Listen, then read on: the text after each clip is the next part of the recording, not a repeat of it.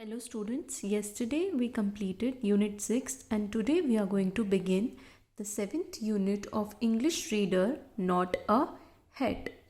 So coming on page number 93 of your book, we start with, do you have a tough time getting adults to understand you?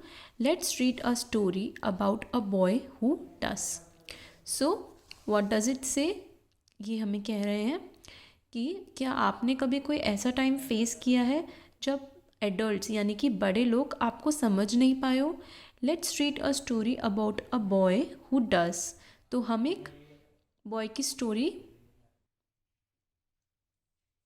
So we are going to read a story about a boy who does. जिसको problem आती है, हम एक story पढ़ने वाले हैं जहाँ पे एक बच्चे की कहानी है, एक बॉय की कहानी है जिसमें वो यही प्रॉब्लम फेस करता है कि कोई एडल्ट उसकी बात को नहीं समझ पा रहा होता है.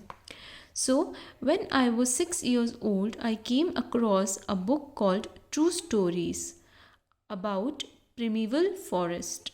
तो जब मैं 6 साल का था तब मैंने एक बुक पढ़ी जो कि थी ट्रू स्टोरीज़, जो कि किसके बारे में थी? वेरी ओल्ड फॉरेस्ट, जहाँ से लोग अभी गए नहीं थे, मैन अभी गए नहीं थे. प्रिमीवल का मतलब very old forest where man has not gone.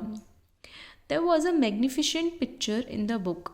और बुक में एक बहुत ही अच्छी पिक्चर थी. The picture was of a gigantic snake, a boa constrictor swallowing a wild animal. This is what it looked like. So जो picture थी वो बहुत अच्छी थी और एक बहुत ही बड़े स्नेक की थी. Gigantic means a very big snake. A boa constrictor swallowing a wild animal, जो कि आप पिक्चर में यहाँ देख सकते हैं. You can see what they're saying, this is what it looked like, that there's a snake who is, जो कि swallowing मीन्स निगल लेना, तो जो कि एक वाइल्ड एनिमल को निगल रहा है. Near the picture it said, boas do not chew their food, they swallow their prey whole. तो पिक्चर के पास में क्या लिखा था? वहाँ लिखा था कि बोआज जो होते हैं वो अपना खाना चबाते नहीं हैं, वो निगलते हैं, swallow करते हैं पूरा का पूरा एज इट इज़, उसको काटते नहीं हैं, च्यू नहीं करते. Then unable to move they sleep for 6 months to digest the food. और वो खाने के बाद वो मूव नहीं कर पाते हैं और वो 6 महीने के लिए वैसे की वैसे ही सो जाते हैं in order to digest their food what they have eaten. I thought a lot about this and other adventures of the jungle. Then, using a color pencil, I made my own drawing. My drawing number 1, it looked like this. तो उस बच्चे ने क्या किया? उस बच्चे ने सोचा और काफ़ी दिमाग लगाया और उसने अपनी कलर पेंसिल से अपनी खुद की ड्राइंग बनाई जिसको उसने नाम दिया ड्राइंग नंबर 1. एंड वो कुछ इस तरीके की दिख रही थी. एज यू कैन सी, इस पिक्चर में आपको क्या दिख रहा है? You can see that snake है, बोआ कॉन्स्ट्रिक्टर है, और उसने क्या किया है? उसने वाइल्ड एनिमल को निगल लिया है. तो बच्चे का इमेजिनेशन आप देख रहे हैं कि किस तरीके का है कि उसने क्या किया? उसने उस वाइल्ड एनिमल की पिक्चराइजेशन इस तरीके से की कि स्नेक का जो ये पार्ट है ये इस शेप का हो जाएगा जब वो किसी वाइल्ड एनिमल को एज इट इज़ निगलेगा. जब आप कुछ फूड खाएंगे, कुछ फूड को च्यू नहीं करेंगे, तोड़ेंगे नहीं, अगर एज इट इज़ वो पूरा रॉ पीस आपकी बॉडी में जाएगा, स्नेक की बॉडी में जाएगा, तो वो कैसा लगेगा? उसने उस तरीके से पिक्चराइजेशन करके अपने मन से ये ड्राइंग बनाई जिसको उसने नाम दिया drawing number 1.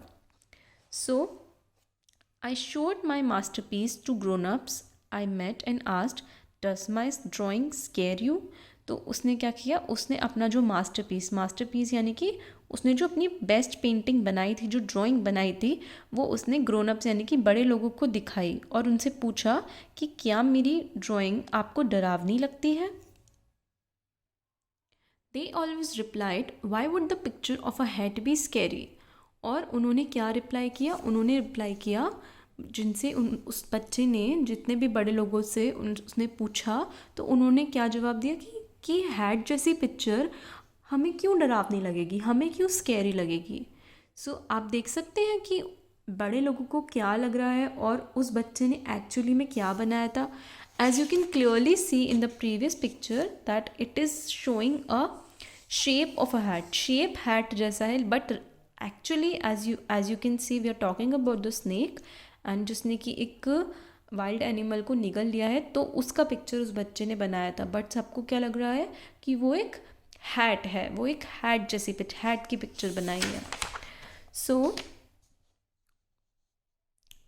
The picture I drew was not of a head. It showed a boa resting while digesting an elephant. To make it clear, I drew another picture. This time it showed the insides of a boa like an X-ray sheet so that the grown-ups could understand. So उस बच्चे ने कहा कि मैंने hat की drawing नहीं बनाई है, मैंने तो एक बोआ की ड्राइंग बनाई है जो कि जिसने क्या किया है, जिसने एलिफेंट को निगला है, खाया है, और वो क्या कर रहा है, वो रेस्ट कर रहा है, वो सो रहा है.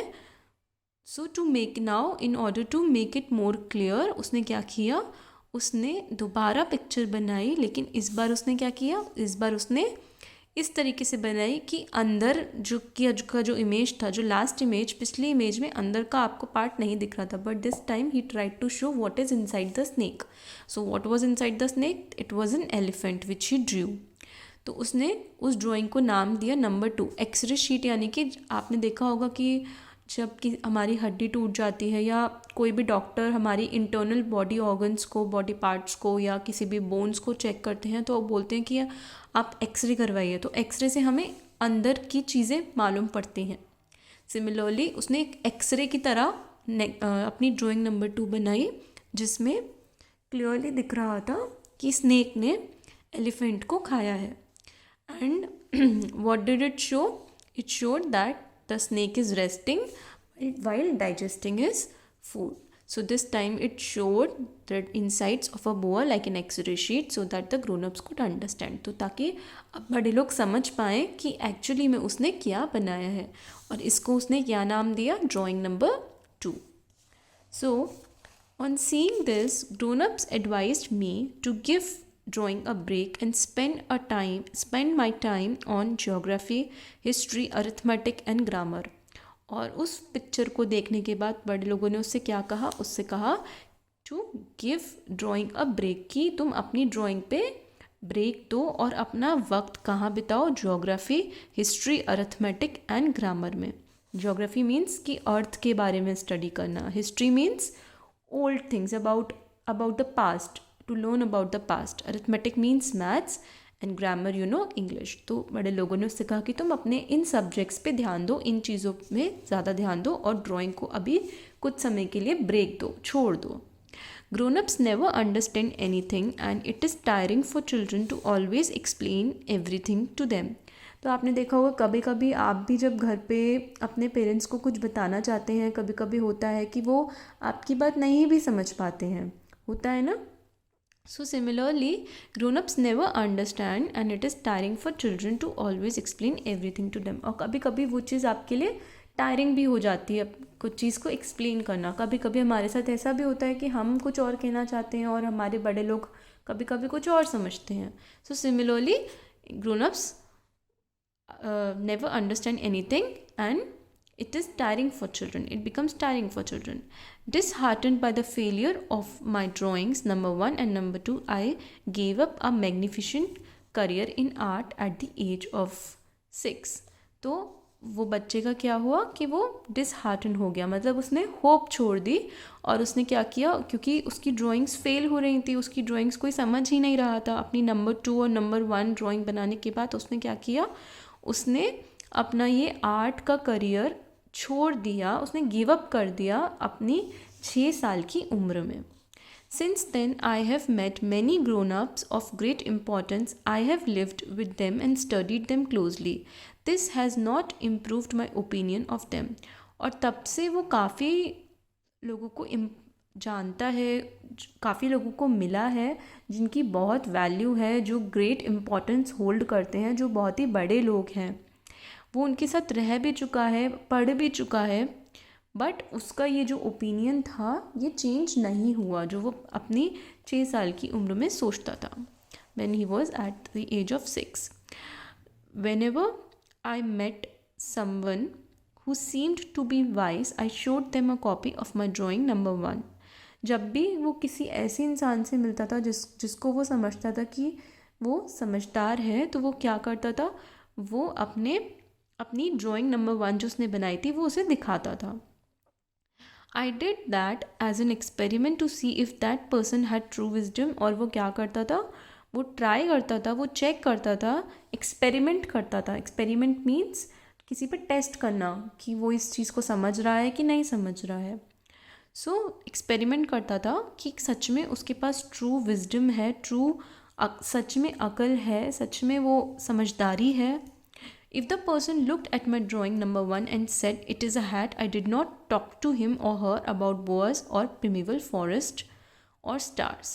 तो अगर उसकी ड्राइंग नंबर 1 को देखने के बाद कोई भी ये कहता था कि ये तो हैट है, तो वो उस इंसान से उस बोआस के बारे में, स्नेक्स के बारे में और फॉरेस्ट के बारे में बात नहीं करता था, या फिर स्टार्स के बारे में बात नहीं करता था. I brought myself down to their level and spoke about card games, golf, politics and ties. And the grown-up was always glad to know such a sensible man. तो वो क्या करता था, वो उनके लेवल पे जाके बात करता था. फिर कैसे, किस चीज़ के बारे में, कार्ड गेम्स के बारे में, गोल्फ के बारे में, पॉलिटिक्स के बारे में, टाइज के बारे में. एंड इससे बड़े लोग जो थे, ग्रोन अप्स जो थे, वो खुश होते थे और वो कहते थे कि हाँ, मैं एक कोई सेंसिबल मैन हूँ. So this was the entire story of a boy who was unable to make people understand his imagination, his wisdom. So go through this chapter, read it again, and then we will move to question answers.